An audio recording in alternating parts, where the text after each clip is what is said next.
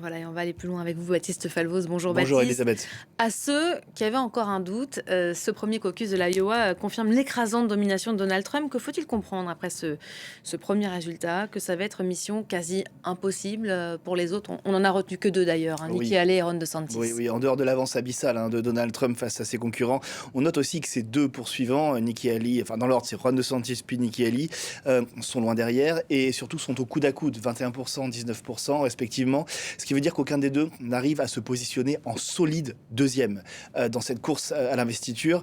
Par exemple, personne n'arrive à capitaliser le vote anti-Trump au sein du Parti républicain, puisque tout le monde ne soutient pas Trump, mais en l'occurrence, ils sont chacun à parts égales, et donc on a du mal à voir quelqu'un émerger. Ça, Ron DeSantis, le très conservateur gouverneur de Floride, crée la surprise, on peut dire, en arrivant deuxième donc dans l'Iowa, mais il faut dire qu'il avait labouré en long, en large et en travers cet État en allant dans les 99 comtés de cet État assez conservateur. Ron DeSantis est, pour le moins qu'on puisse dire, lui-même très conservateur. Ça va être beaucoup moins évident pour lui lors de la prochaine primaire qui aura lieu donc dans le New Hampshire le 23 janvier, où là c'est Nikki Haley qui a un peu plus de chance, d'abord parce que cet État est plus modéré, et les positions de Nikki Haley, par exemple sur l'avortement, sont plus modérées et pourraient être mieux acceptées par l'électorat républicain sur place, mais également parce qu'elle a le soutien aussi du gouverneur local. Mais est-ce que cela suffira à relancer Nikki Haley, en l'occurrence, celle qui était considérée encore il y a quelques semaines comme une étoile montante au sein du Parti républicain?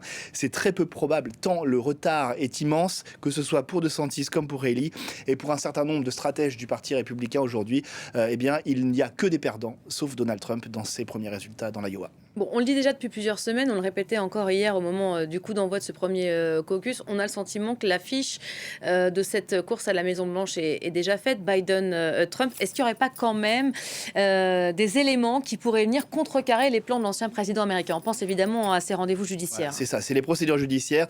Donald Trump, vous l'avez dit d'ailleurs, qui fait face à rien de moins que 4 procès au pénal et sous cela pose la question de son immunité. Alors, il va y avoir encore une fois tous les regards tournés vers la Cour suprême. C'est souvent elle qui tranche. D'abord le 8 février prochain sur l'interdiction pour Donald Trump de se présenter aux primaires de 2 États, le Maine et le Colorado, puisque ces États estiment qu'il a une responsabilité dans les émeutes du Capitole de janvier 2021. Si la Cour suprême estime que Trump n'était pas protégé par son immunité, cela pourrait amener éventuellement d'autres cours de justice dans d'autres États à tenter de le disqualifier. Ça, c'est la première réunion qui sera scrutée de très près. Deuxième échéance, cette fois-ci, certainement plus tard dans l'année, sur la tentative d'inverser les résultats de l'élection présidentielle de 2020.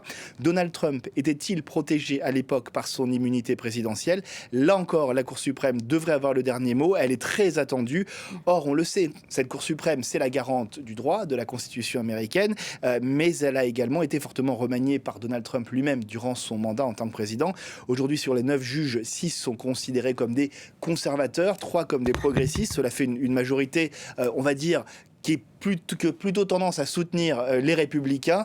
Et donc la question qui se pose, c'est où est-ce qu'ira cette rigueur juridique par rapport aussi à peut-être un certain devoir de loyauté de certains juges. Un mot peut-être des démocrates qui n'ont pas encore commencé à s'exprimer, ça ne saurait tarder.